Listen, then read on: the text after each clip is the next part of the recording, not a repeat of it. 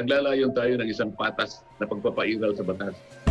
Kahit malaki ka, makapangyarihan ka, kailangan gumalang ka sa batas. Lahat ay pantay-pantay sa batas.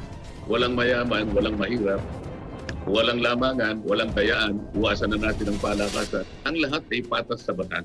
Kasi lalong-lalo na sa panig ng walang impluensya, sa panig ng maliit, yung underprivileged na sinasabi natin, talaga namang kapag hindi mo isiniayos ang pagpapatupad ng batas, talagang marami ang hindi nabibiyayaan at hindi na naipapairal ng pantay-pantay ang batas. Kahit ano ka pa, mayaman ka man, mahirap ka, halimbawa ay ano man ang kalagayan mo o ang kulay ng balat mo, kailangan pantay-pantay sa batas. Walang lamangan, walang dayaan, wala na yung palakasan sapagkat yan ang basihan para sa pagpapaunlad at pagbangon ng isang bansa. Nagsabi rin, no? May nagsabi sa kanyang congressman, wag na tayo magpaligoy-ligoy. Tinukoy na. Ikaw, Martin. Ikaw ang pasimuno niyang ano niyan. Sinabi na ni Senator Bato. A Congress member told him, Speaker Martin ordered his colleagues, inutusan ni Speaker Martin ang kanyang mga kapwa congressman to facilitate the push for People's Initiative in a bid to amend the 1987 Constitution. Very obvious naman. Nung as early as December, ina-announce na po ni Dong, ni Congressman Dong, no? As early as December, gusto na po ni Congressman, anong apelyido na nga ni Dong, na nagsasuggest na siya na through People's Initiative, yung echepuera na yung mga senador. Mabuti nga, nagsasalita na yung mga senador ngayon.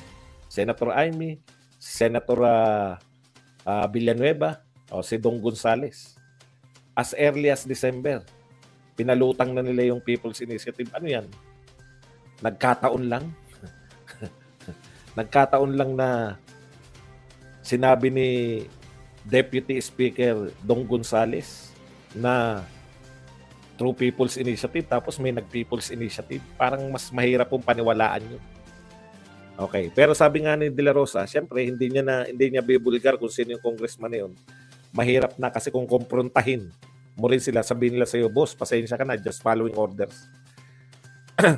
So following orders lang daw sila. So mahirap din sisihin mo sila. Pero ayon na rin kay Senator Bato, kung tutusin, pwede talaga silang sisihin.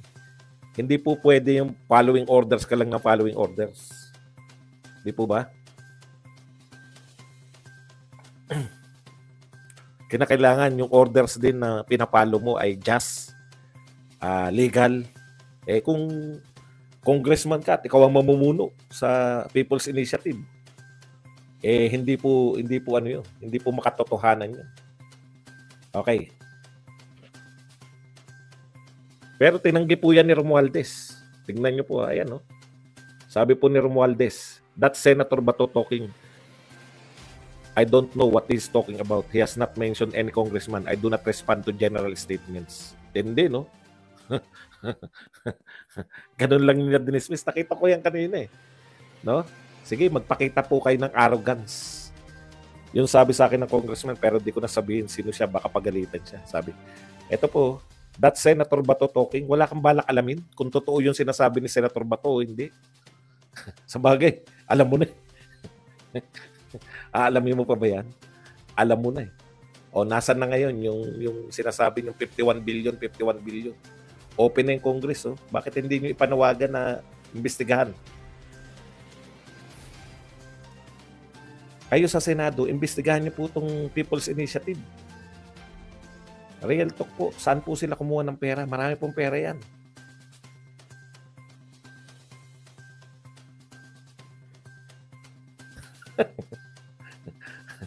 Paki-volume lang po sa mga hindi makarinig. Marami pong perang ginagastos yan. Saan po galing yung pera? Naku, hindi na po ito po pwedeng i-ignore nyo lang. Ang daming beses nyo na i-ignore. No? Mahal na Pangulo, hindi na ubra yung mga patahimik. No? Yung PSG, wala po kaming problema sa PSG. Alam po namin yung trabaho nyo. Protektahan yung Pangulo. Hindi po kayo dapat yung nag-ano ron. Ang dapat po sagutin sa lahat. No? Ang nakakagalit po, wala po silang balak sagutin. Dami nangyayari sa lipunan. Ang dami pong crisis ngayon. Yung integridad ng gobyerno.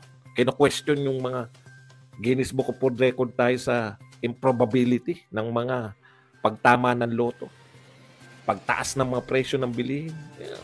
Mataas ang presyo pero baha yung mga gulay ng mga magsasaka natin. Putya, wala. Nakakaawa rin eh. No? Ang mura-mura dahil binahanin nyo sa merkado ng mga imported. Kawawa yung mga magsasaka natin. Hindi mabili yung mga sibuyas nila at kung ano-ano. Uy, baka naman nagkamali lang po si Jocelyn. Sobra naman. Napaka-OA nyo naman. Sabihin nyo lang na may sounds. Huwag naman kung ano-ano. Masyado kayo mainit naman. Cool lang kayo. Ako nga dapat na mainit eh. Cool lang ako eh. Okay. Asa na ba tayo?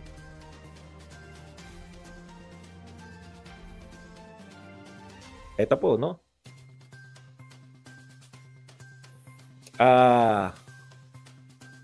Yan po, dapat sagutin nyo na yan. No? Hindi po pwedeng in general, hindi ako nag-ano sa general.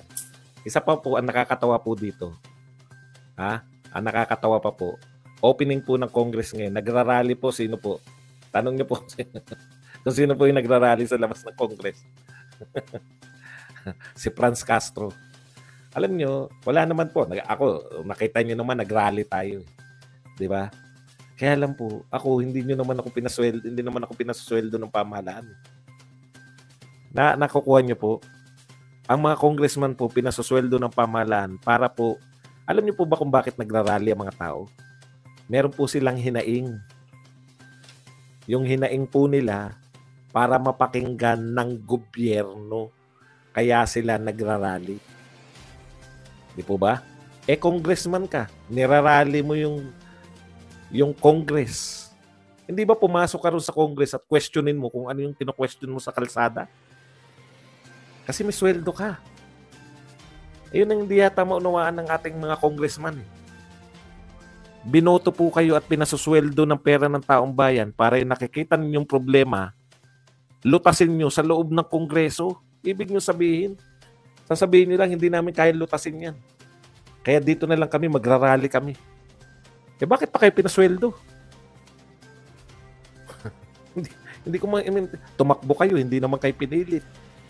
Nung nanalo kayo, magrarally lang kayo. Naroon po, nakita ko po si Franz Castro, ang tinututulan niya po, yung chacha.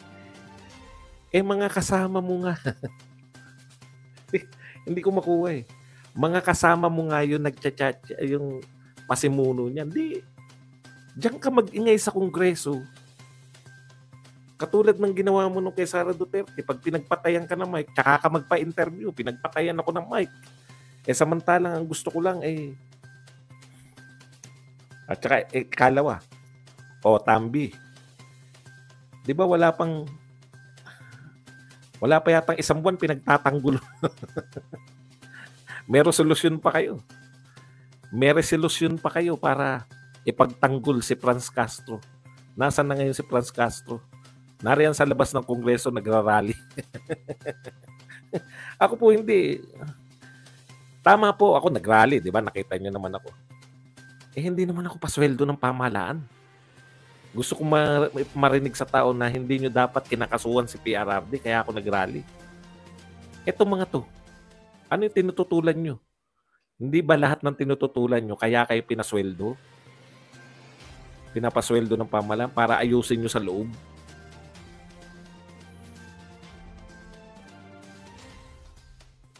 Hindi ko may